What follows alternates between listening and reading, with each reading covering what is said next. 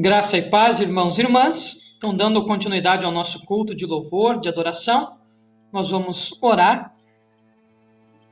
Oremos. Senhor, Santo Deus e Eterno Pai, nós agradecemos por mais este dia de vida que o Senhor nos dá.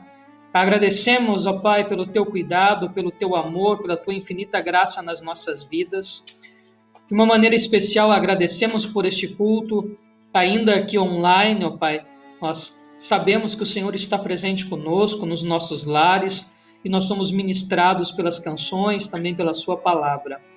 Pai, abençoa-nos nesse tempo difícil de isolamento social, dê-nos paciência, dê-nos saúde emocional, abençoe aqueles que estão trabalhando, livrando-os, ó Pai, da contaminação do coronavírus. Seja misericordioso com a nossa nação e com as famílias da nossa igreja e todos que nos assistem, em nome de Jesus.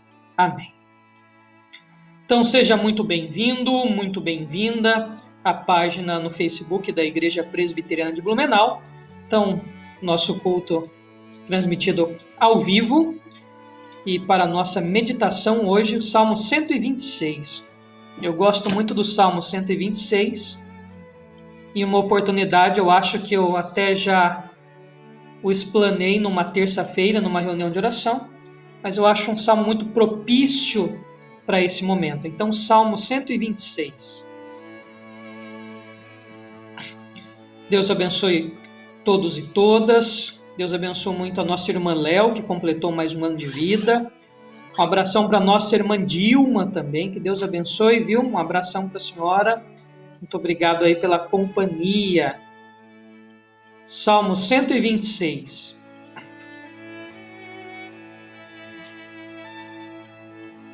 Salmo 126 diz: Quando o Senhor restaurou a sorte de Sião, ficamos como quem sonha. Então a nossa boca se encheu de riso e a nossa língua de júbilo. Então entre as nações se dizia: grandes coisas o Senhor tem feito por eles. Com efeito, grandes coisas fez o Senhor por nós, por isso estamos alegres. Restaura, Senhor, a nossa sorte, como as torrentes no Neguebe. Os que com lágrimas semeiam, com júbilo ceifarão.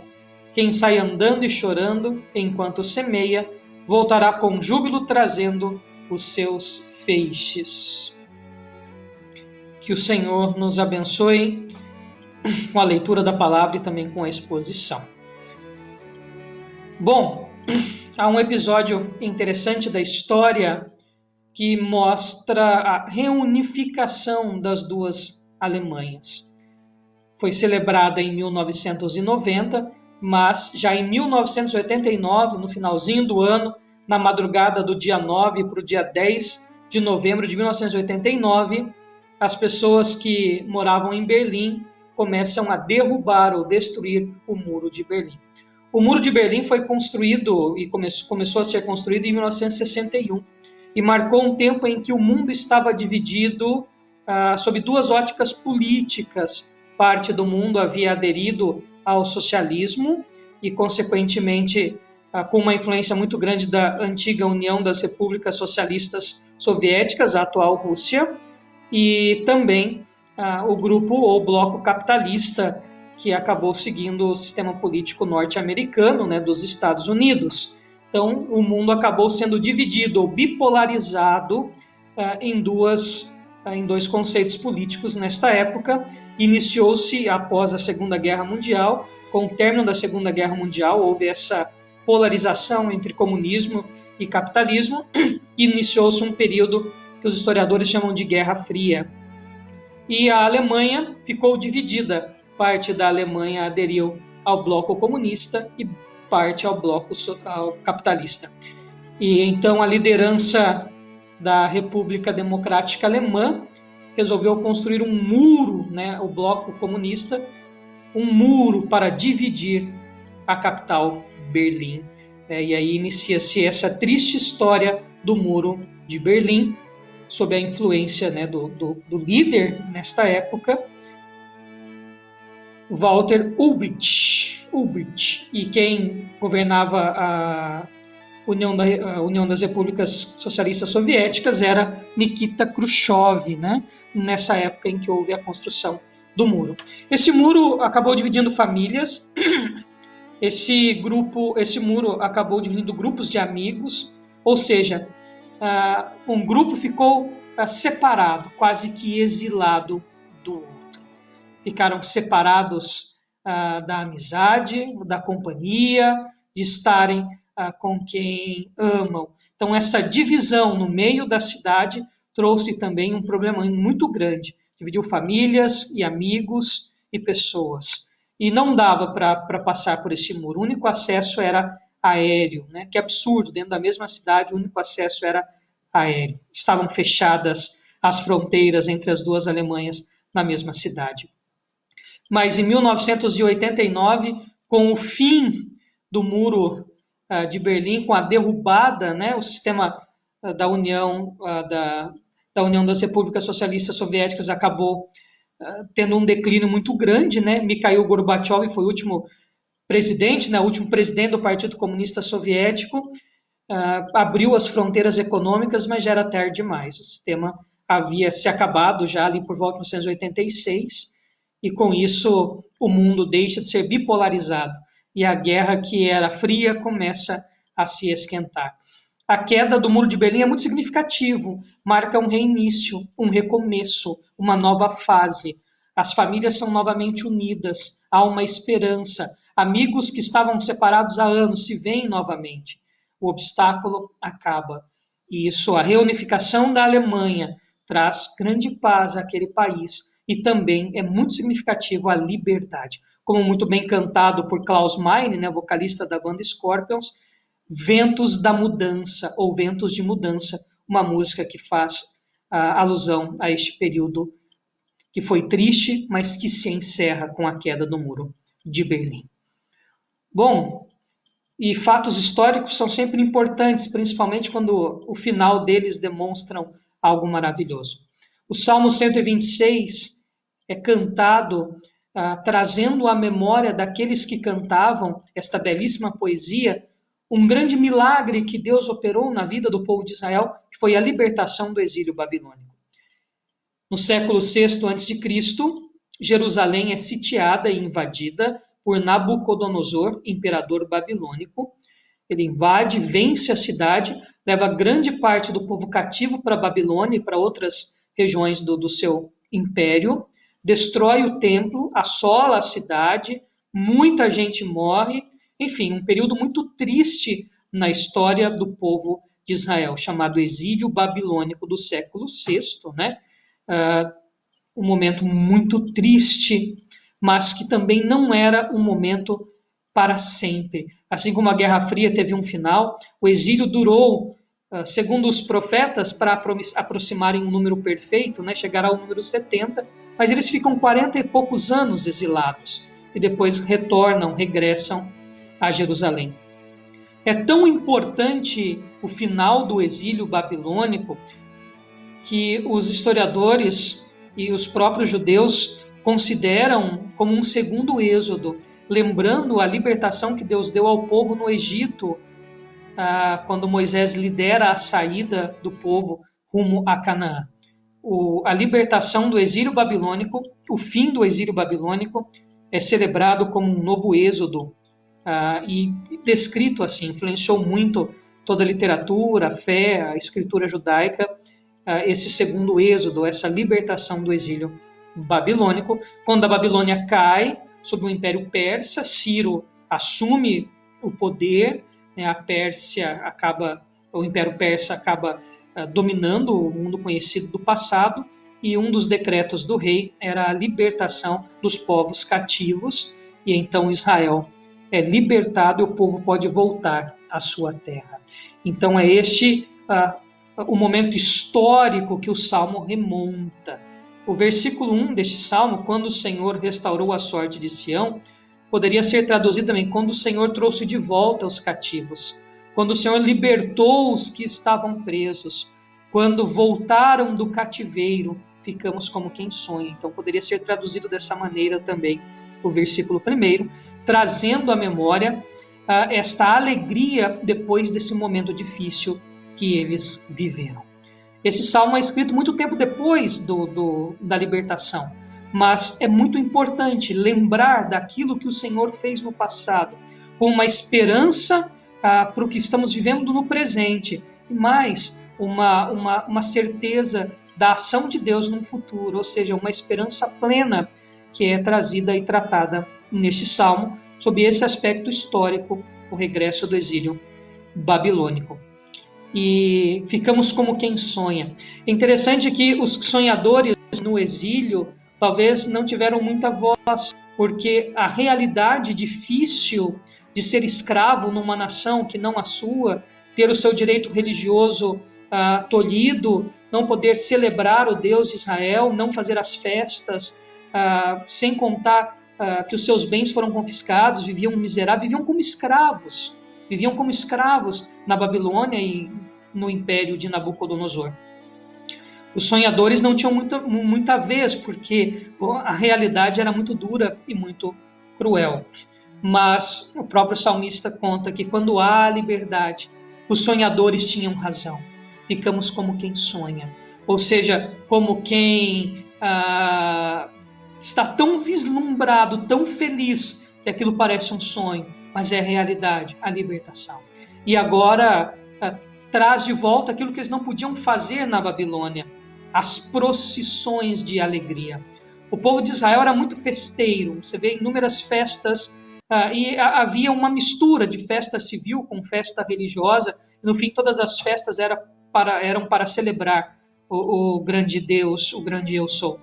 E aí ele remonta e traz à memória, nessa belíssima poesia, as procissões festivas. Então a nossa boca se encheu de riso, a nossa língua de júbilo.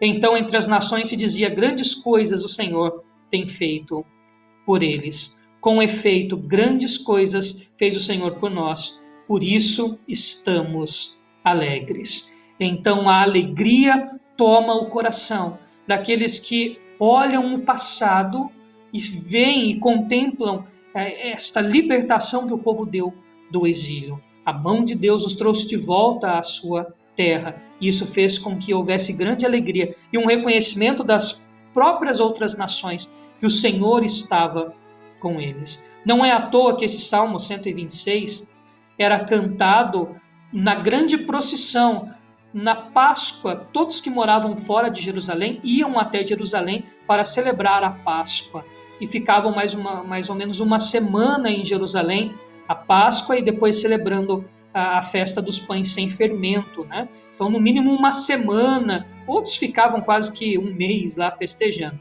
mas no mínimo uma semana. E os povos iam encontrando-se no caminho. E essas grandes caravanas, essa grande procissão, iam cantando alguns salmos. E o Salmo 126 está entre eles. Os salmos chamados salmos de subida, salmos de romanagem, os salmos de degrau. Eles iam cantando esses salmos até chegar em Israel. Então o Salmo 126 também era cantado a caminho dessa festa maravilhosa que é a Páscoa, lembrando aquilo que o Senhor tinha feito e como eles estavam alegres pela libertação do cativeiro. Mas, veja, esse salmo trabalha com paralelismo antitético. A alegria, para ser alegria, tem que fazer contraste. Olha o versículo 5 e o versículo 6. Os que com lágrimas semeiam, com júbilo ceifarão. Quem sai andando e chorando enquanto semeia, voltará com júbilo trazendo os seus feixes. Ou seja, a tristeza que o exílio trouxe é contrastada com a alegria que o Senhor dá na libertação. E veja o pedido do versículo 4. Restaura, Senhor, a nossa sorte como as torrentes no Negueb.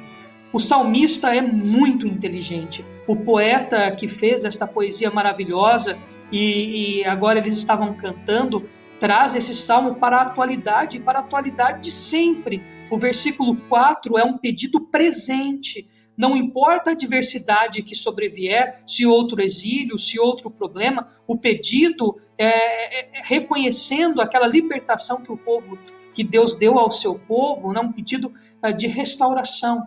O Negueb é um deserto extremamente árido, as chuvas são muito raras, mas quando chovia no Negueb, o caminho que a água andava, chamado Uadis, né? Os Uadis, os Wades, ou Vadis, né? Alguns, depende aí, se for em inglês vai falar Wades, se for alemão vai falar Vadis, que nada mais eram que os leitos secos dos rios. Quando chovia no deserto, a capacidade de absorção era pequena, então retia pouca água, o solo, né, por ser desértico, arenoso. Quando a água descia, aqueles leitos se enchiam, se tornavam grandes rios, e por onde a água ia passando, imediatamente toda a vida ali ressurgia. Pequenos animais, pequenos anfíbios, a própria natureza rapidamente vinha,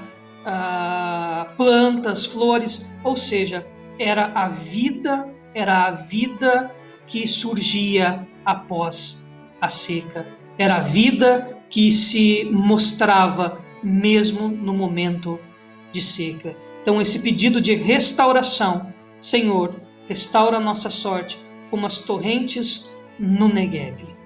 Então ele traz esse símbolo maravilhoso, que era a recuperação da vida no deserto quando chovia, clamando que o Senhor tivesse misericórdia. Este é um salmo de confiança, é uma oração comunitária de confiança, clamando ao Senhor piedade e misericórdia.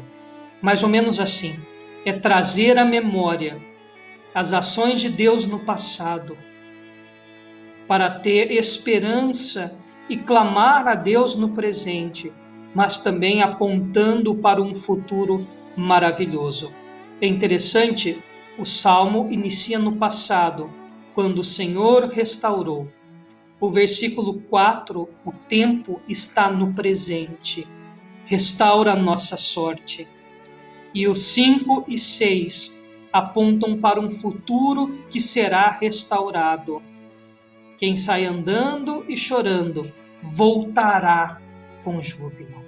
Então, olhar para os grandes feitos do passado que o Senhor nosso Deus fez, pedindo que se repitam no presente, confiando que nenhum sofrimento é eterno, ou seja, há tristeza, mas sem sombra de dúvidas também haverá alegria. É a dinâmica deste salmo. Bom, nós estamos enfrentando um momento difícil. Eu imagino que não há precedente na história, nesta geração, de uma epidemia tão grave quanto esta e que impactasse o mundo todo, de isolamento social, de medo, de insegurança. Ou seja, estamos inseridos num momento como o Negueb, desérticos, passando um momento difícil, um momento de preocupação. E não é para menos, de fato o momento é complexo. Há o medo do contágio, da contaminação, também do impacto econômico. Há um problema também que é esse isolamento social, a saúde emocional, a saudade dos familiares, etc. Né? Vivemos um momento difícil como este. Mas eu gostaria que você fizesse esse exercício comigo agora. Pensasse, quantos momentos difíceis você passou na sua vida? Quantos momentos de dificuldade, de deserto, de cativeiro, de tristeza você já enfrentou? E no momento eles não têm fim. Veja, o próprio salmista traz esta convicção: quem sai andando e chorando voltará trazendo os seus feixes de alegria, de júbilo. Mas veja, agora é um momento em que nós estamos andando e semeando com lágrimas, mas haverá o tempo em que nós voltaremos trazendo feixes com alegria. Eu olho para esse texto e vejo para a própria esperança que Cristo nos dá. Nós também fomos libertos de um cativeiro. Um muro muito pior que o de Berlim foi derrubado, que era o pecado. O pecado nos deixava cativos, presos, isolados de Deus. O pecado era como um denso, largo e grande e vigiado muro que nos separa do Senhor e da salvação. Mas Cristo na cruz assumiu o preço pelo nosso pecado, de maneira que nós fomos libertos do cativeiro do pecado. O muro que nos separava de Deus, o pecado, é derrubado por Cristo e nós somos unidos a Ele. Então, veja, olhando para a nossa própria salvação, pela obra de Cristo, encontramos esperança abundante, mesmo para esse tempo difícil que nós estamos vivendo. Esperança para o presente é a experiência que nós já tivemos com Deus, num passado que Ele nunca nos abandona, nem nos abandonará. Irmãos e irmãs, basta olhar para a palavra, porque grandes coisas tem feito o Senhor por nós. Com efeito, grandes coisas fez o Senhor e sempre fará, sempre estará conosco. Mas veja, o próprio Salmo traz à memória um momento feliz, como lembrança para enfrentar um presente que às vezes não era tão bom assim, mas sempre com essa esperança. Deus que sempre nos resgatará. Assim como foi na vida do povo de Israel, quando libertados do Egito, e eles cantaram tão incisivamente e tão feliz, como quem sonha, com a boca cheia de riso, de júbilo, de alegria. Não tenha dúvidas que quando passar esse coronavírus, quando acabar esse Covid-19, quando nos reunirmos novamente na igreja, em culto ao Senhor, nós vamos cantar com extrema alegria. Talvez esse seja o aspecto positivo da pandemia. Eu estou com saudade de vocês, muita saudade. Estou com saudade da igreja. Estou com saudade das atividades da igreja. Estou com saudade dos projetos que nós tínhamos colocado no papel e nem desempenhamos ainda. Estou com saudade de pessoas, de comunhão, de gente. O lado bom da pandemia é mostrar que nós, isolados, somos incompletos, que nós precisamos uns dos outros. Isto é comunhão. Nós, agora que estamos privados do culto, talvez estejamos arrependidos de quantas escolas dominicais, por causa de um soninho a mais, nós deixamos de ir. Agora privados dos estudos às quintas-feiras, poxa vida, né? Poderia ter participado. Então, veja, isso não é algo ruim, isso é algo bom, porque este isolamento está gerando em nós reflexão. E o exílio gerou muita reflexão, tanto que as belas poesias de quem é liberto são mais bonitas de quem sempre foi livre. Então, assim seja para nós esse período de esperança de que daqui a pouco tempo isso vai acabar e nós cantaremos. Mas lembrando que já passamos por outras situações e venha o que vier, o Senhor está conosco, sempre e sempre, dirigindo a nossa vida. Que Deus assim nos abençoe. Oremos. Pai, nós colocamos diante de Ti essa situação difícil do coronavírus e clamamos a Tua misericórdia sobre a nação, sobre o mundo todo. Pai, guarda e protege os nossos irmãos e irmãs da Igreja Presbiteriana de Blumenau e todos que assistem este vídeo e que assistirão depois. Guarda-os bem como todos os seus familiares. Guarda a saúde, livra-os da contaminação do coronavírus e guarda-os na sua vida financeira também, nos impactos econômicos que passaremos. Deus eterno, tenha misericórdia de nós, em nome de Jesus. Amém.